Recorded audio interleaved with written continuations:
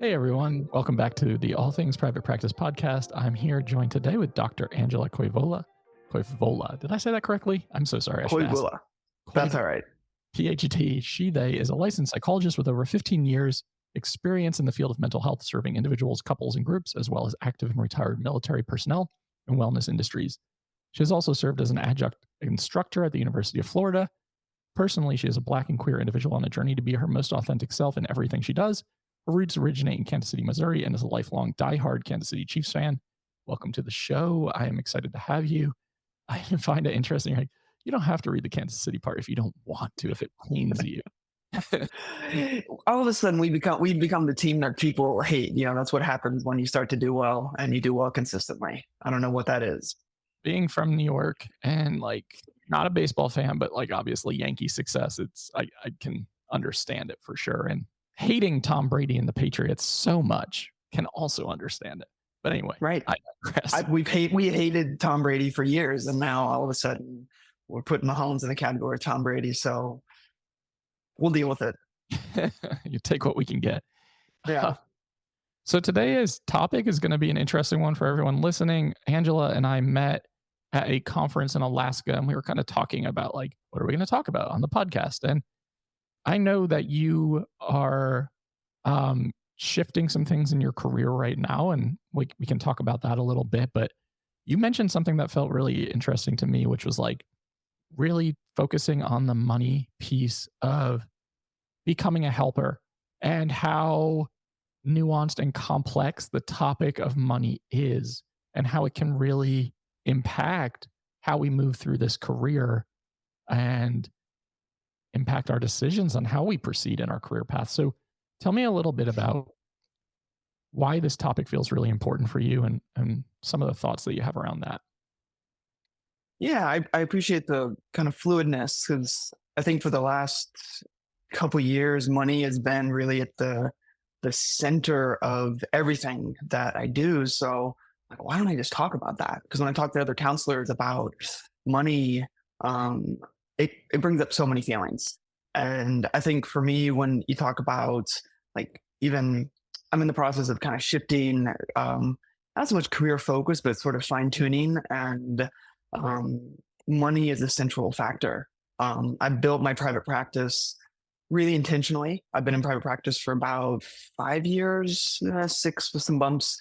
And I was really aware when I started. I used practice the practice. They helped me kind of get my practice set up. I kind of followed. I'm really good at following directions, and how they tell you to set things up. It worked. Kept my overhead really, really low. I think my overhead my first year in practice was $300 a month. I had the cheap rental space. I kept everything really, really low, and I focused on profit. I used profit first. So money was a big part of how do you make money when you work in a field that is not money heavy. We're here to help people. But over the last few years in private practice, I just heard people talk about, so we're working toward the 6-figure income, and we're working toward all this money. And I've started to slow down around what is it that we're doing. And when I think about how I was trained way back in graduate school, I remember doing a research study on money with clients, and we did this presentation at APA around greed and envy with money. And I'm aware that money in this field of mental health and therapy is really this taboo topic. We're not supposed to charge for what we make. It's supposed to be all about the clients, the patients. We're in service to other people. But yet, as an instructor, I'm hearing more and more from my students crushing debts. Not a lot of people talking to them about money, trying to figure out where to get student loan forgiveness.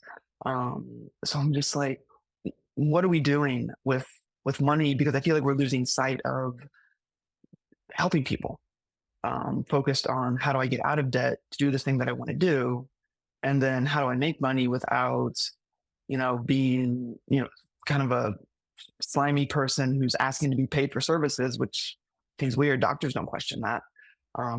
And that's really been at the kind of the undercurrent of me thinking about, well, if I just get my finances in order, then I can just do what I want.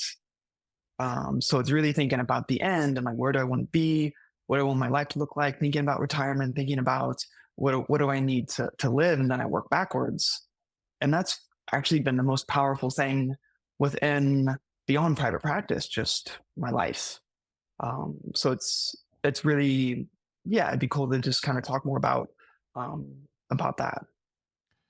Yeah, I think it's a huge topic because you can go in so many directions with it. And there's so many feelings when we talk about money, especially in this profession. Like you said, doctors Mhm. don't question the money piece, dentists don't question the money piece, lawyers don't question the money piece, accountants don't like. I think we are one of the only professions who really struggles to even talk about money, um, for a lot of different reasons that we can get into. And you're right, like when you use the word crushing debt, I felt a reaction because I have like $150,000 in student loan debt from a private graduate school in North Carolina. And the interest alone feels insurmountable. So it's one of those things where you're like, yeah, of course I want to help people. And simultaneously, like, dot, dot, dot, how do I help all of these people if I am struggling myself to keep my head afloat or above water, so to speak, financially? And I think a lot of mental health professionals find themselves in that boat and then are like really living day to day, week to week without without any plan in place, like without any ability to think about long-term future, like you said, security, retirement, doing what we want to be doing opposed to what we think we should be doing. I think that's a big Mhm. distinction in this is like, what do I want to do versus what do I feel like I have to do? And that's a big topic for sure. Yeah. Well, yeah, and even as you say that, what do I want to do versus, what do I have to do? I love working with my students when I've taught adjunct. This is for sure. I didn't teach adjunct for so many reasons, but listening to them, they're so hopeful. They have so much energy, so much excitement for the work, but yet what they'll say is, I don't think I could take a job where I make less than $60,000 a year. And so it's like all of a sudden, right away, what they want to do, who they want to work with goes out the window, and they're focused on where do I make X, Y, and Z money. And it's really sad because I know we didn't start going into the field that way. Um, but yet that's where we end. And then I end up thinking that when you mentioned, I appreciate that you sharing just the amount of debt that you're in. For me, I was really aware of not wanting to incur debt when I was in graduate school. And I have a great deal of, it's so funny being a Black queer person, also having a great deal of privilege. My undergrad was paid for by my parents, and I had no idea what I wanted to go to graduate school for. I just knew I didn't want to keep working the job that I was in. But I knew I was not going to go into debt for it. I didn't know why. I didn't know why I didn't want to, but there was just a part of me just like, I'm not going to go into debt for this. And for me, it became the hustle of, okay, what can I do to make money to not go into debt? And I learned about graduate assistantships, and I became an expert in everything because I was not going to go into debt. I think I ended up taking an assistantship in graduate school, doing something that I had no idea how to do at the start of the summer, but I figured out how to do by the end of the summer when I started graduate school. And I don't have any student loan debts, which even you and I talking about money, I don't think a lot of mental health professionals talk about money, which is part of the problem because it continues to brush it under the rug. And I get really concerned that mental health professionals are going to end up in the category of massage therapists, hairstylists, and feeling like they have to work until they die. And we're not going to do this job well if our focus is money. We're going to sell out, even though we said we didn't want to. We're going to be doing things that we don't want to do, and we're going to be working beyond when we need to. And I think I fear sometimes some of the people that are getting on board with traveling therapy are saying, I'm never going to be able to retire. Let me figure out how to be on vacation while I work because I don't know how to take time off. So I think we're creating another problem, not paying attention to the money piece of our field. Yeah, I think it's huge, and I think it's, like, interwoven within the culture of the profession too, and, I mean, I think a lot of people can relate to going through grad school pretty stressed, whether it be financially or just stressed in general about the experience, and then being told by graduate school professors, like, "You don't get into this field to make money," and that is kind of reinforced over and over and over again, and then if you leave graduate school and go into community mental health, which so many of us have done, and you make, I don't know, let's estimate 18 to $30 an hour with a master's degree, working, 50, 60, 70 hours in crisis environments. And you're like, holy hell, I could go back to bartending. I know I had that thought so many times where I was like, I made more money and had a more comfortable life working 3 days a week bartending. And I think that's the rub, right? Is like the desire to help, the desire to show up for our most vulnerable populations, acknowledging that we live in a capitalist society and the fact that our financial needs do matter and do impact our mental health and the decisions that we make. And then ultimately, we see such a high rate of burnout in this profession where people are leaving it in droves to go do other things. It's concerning. Mhm. Yeah, I'm pretty concerned, and I think for me, the my biggest uh, shift. So during the pandemic, um, it's so funny. The pandemic coincided with sort of the very public, upheaval of the public killings of Black people, and race relations, and everything sort of imploded at the same time. And I'm very aware of my nervous system. When I get into sort of a fear response, I retreat. And in private practice, it's really hard to retreat. It's really hard to take time off, use a sick day. It's almost like asking myself, Angela, can you take a sick day? I don't know. Can we afford to? I don't know. Can we? So, it's like I'm responsible for myself. I'm in charge. I'm the boss. But trying to figure out the money piece was really, really difficult because I knew I needed to take a big step back. And it was fascinating what happened because, so I'm a PhD, I'm a psychologist, and I don't think my professors in graduate school armed me really well with what that meant, meaning what it was that I could do. Similar to you, I was taught by some of the most humanistic, wonderful professors that I can name. Some really big names in the field. I think they're almost all retired at this point. And they were trained in a very different time when inflation wasn't what it was. You didn't need as much money for things. So I think there's an out of touchness about sort of what's happening now. So I wasn't focused on money. I was going to go into college student mental health.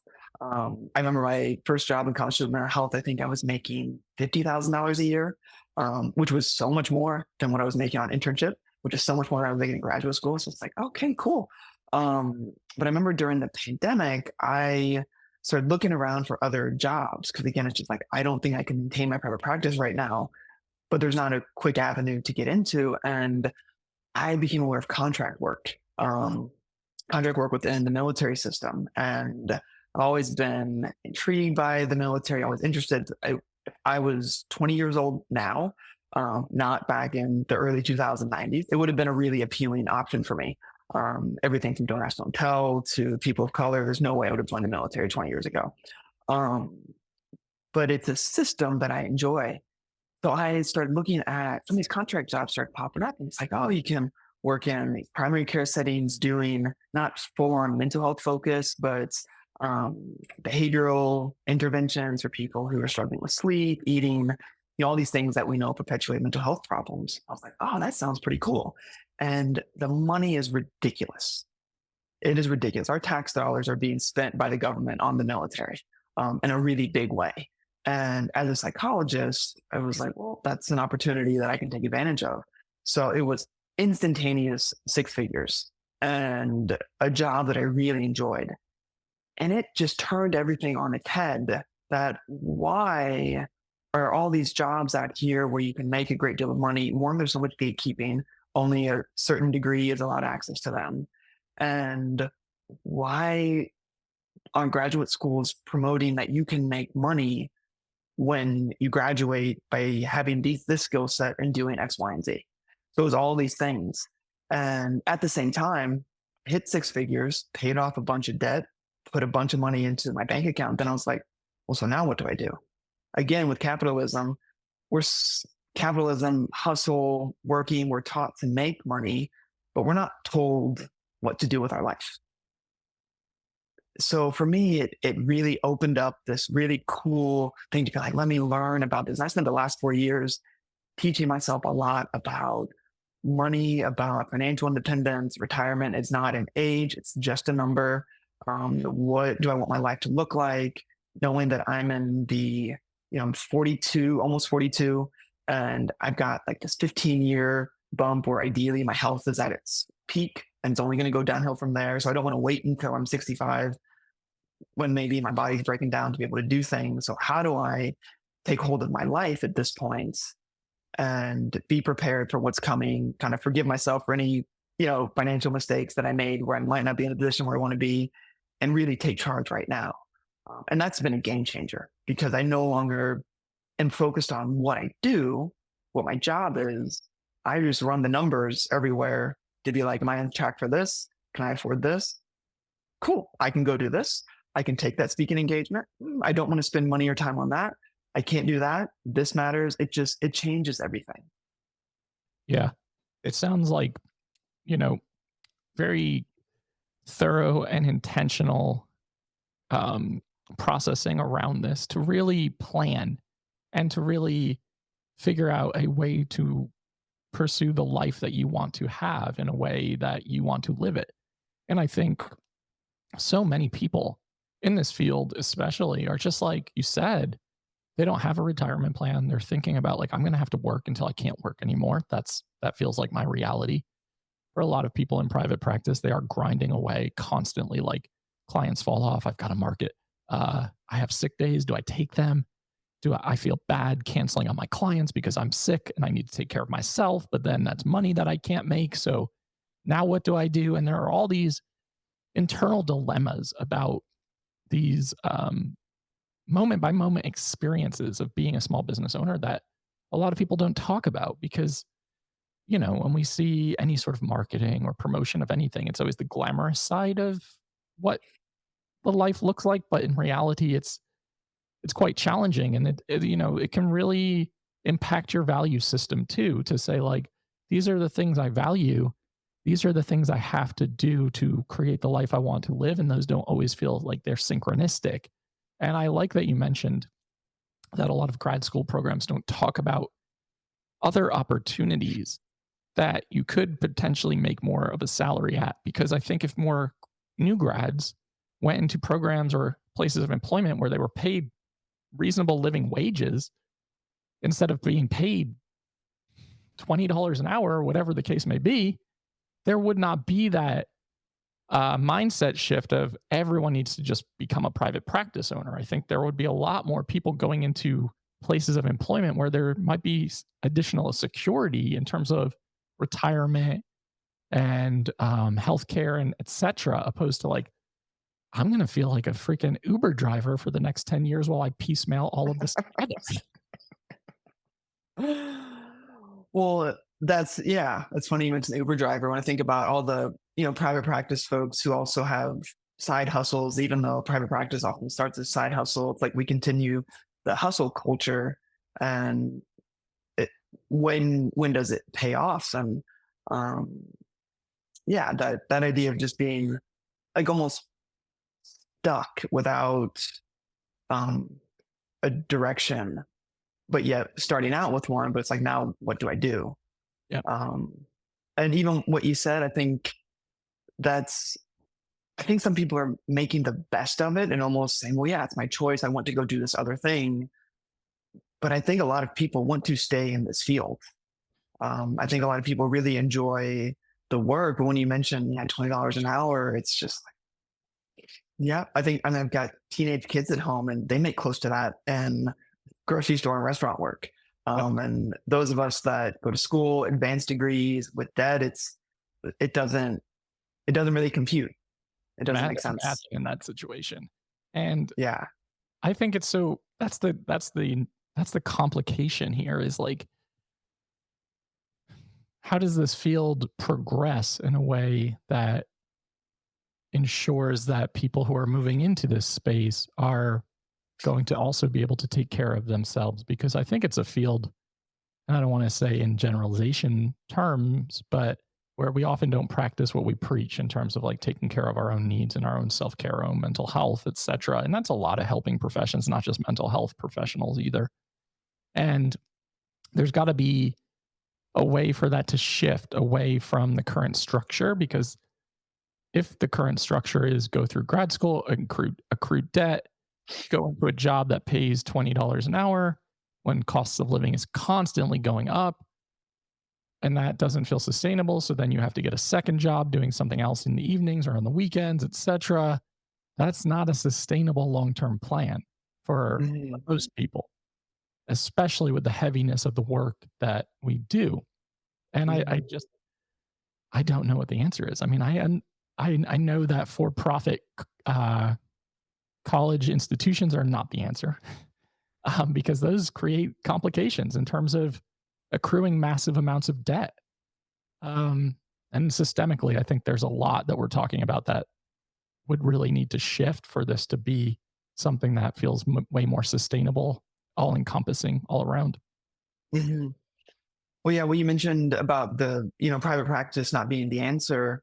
I think one of the biggest sadnesses that I feel from hearing more and more students that aren't pursuing agency work because there is a burnout model. When I think about myself and just training, I was not done after graduate school, and I had my graduate program was 6 years. I had to do a master's, PhD together, and then I had a full year of internship. I had 5 practicums before internship and all my classes, and I still didn't feel ready to be independent.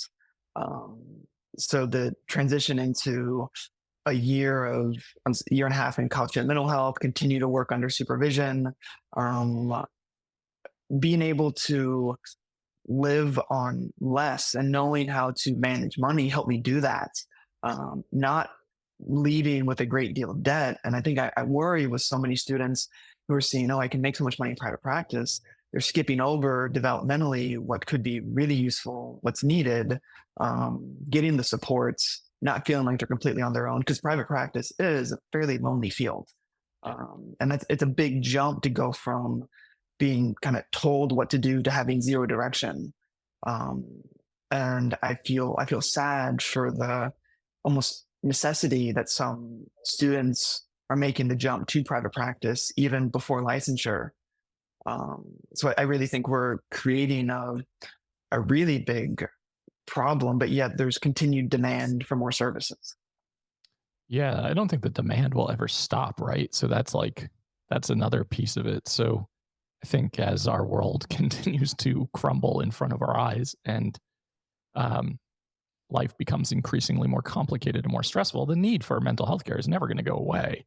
But you're going to Right. start seeing like some of these marketing firms and tech firms show up and take up more virtual real estate and start promoting uh, even more than they already are in terms of how accessible mental health care can be from the click of a button. And a lot of the times hiring people who like really haven't gone through any process of continuing ed supervision, training, etc. And it's just one of those like rinse and repeat cycles. So it kind of creates this narrative to the general public like, see, this is why mental health care isn't that valuable if we're just like paying a subscription fee every month and like messaging with our therapist who I've never actually even seen their face before. Mhm. Um, Super complicated. I think this conversation could go for hours, honestly. And it's interesting because when we talked about it, you're like, I don't really know what we're going to talk about, but this is a really fascinating topic. And I'm glad, to have your perspective about it, because I think it shifts a lot of former perspectives of guests on here when we're talking about private practice and entrepreneurship predominantly. But I think it's important to highlight both sides of the coin. So I don't know if you're up for this at all within the last couple of minutes, but I know you are moving away from your private practice to take a job somewhere else.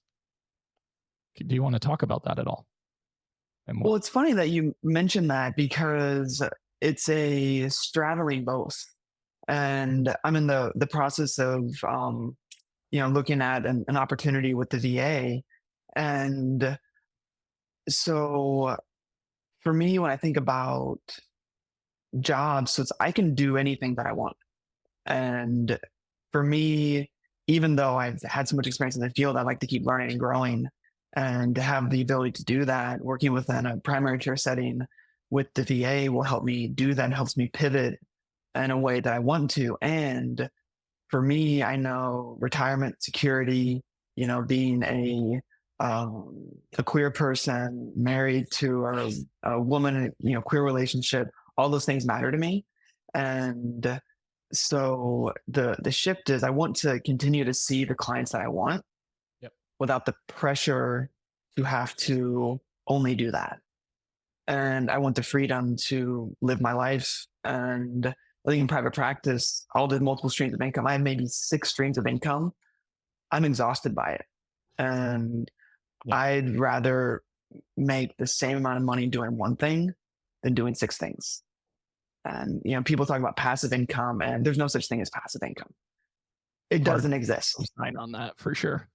There's no such thing as passive income. You have to build it. You have to keep doing it. If you care about it, you can't just say, oh, it's done. It's like, Situation. no, it's like saying, I'm just going to rent out my house when I move and you're a landlord. Yeah. So to me, the shift is really thinking about how do I do less with work and more with my life.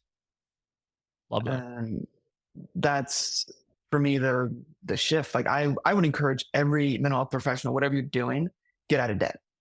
If you do nothing else, get out of debt. Right. Cut your income and cut your spending in half and get out of debt.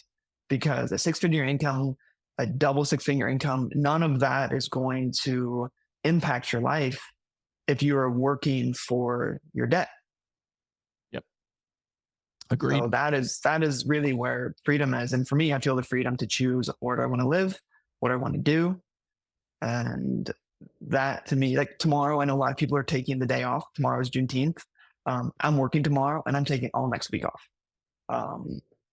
So figuring out how life works for you instead of waiting for whatever system is going to tell you you can do what you want to do. To me, making my shift is saying, I want to do this. And I found a setup that they're actually providing all the things that I want. Again, it's, every agency, system job is not created equal. I think mental health professionals, we actually have a lot more ability to ask for what we want right now. So do that, advocate. So yeah, for me, the shift is about, I'm thinking about my life and not just my job. Love that. I really do. I feel like that's like a perfect transition to end this episode together, because that really does encapsulate exactly what you're trying to put out into the world. And I really commend you for that, and really wise advice for those of you listening to try to figure out ways to pivot and adapt and really reevaluate what's important to you going forward and how you can take some control over your career's trajectory, because life is really freaking short. It really, really is. Yeah, it really, really is. So, well, Angela, thank you so much for coming on and making the time. This was a really cool conversation, and I'm excited for your next chapter. And you're going to be a couple hours from here. So hopefully we get to run into each other more than once a year in Alaska. That would be pretty cool. Anything you want to share with the audience about your practice or anything in general? Oh, goodness. Everyone always asks me that. So it's like, so I have the most Googleable name. Like my name is my SEO, because there's not another one that exists on the planet. So you can just Google my name, Angela Koivula. You find my practice, find my consulting group. It's easy to figure out what I'm doing. I don't do social media all that much. So it's hard to find me there. You can message me. It might take me a while to see it. I check it maybe a few times a week. But yeah, if you're curious what I'm doing, you can Google my name. And yeah, that's about it. Okay, easy enough. For everyone interested in pursuing that information, that will also be in the show notes for you, so you can check out what Angela is doing. And thanks again for coming on and making the time. Really appreciate it. Thanks for having me on. This is great. And to everyone listening to All Things Private Practice, new episodes are out every single Saturday on all major podcast platforms and YouTube. Like, download, subscribe, and share. Doubt yourself, do it anyway. And we'll see you next week.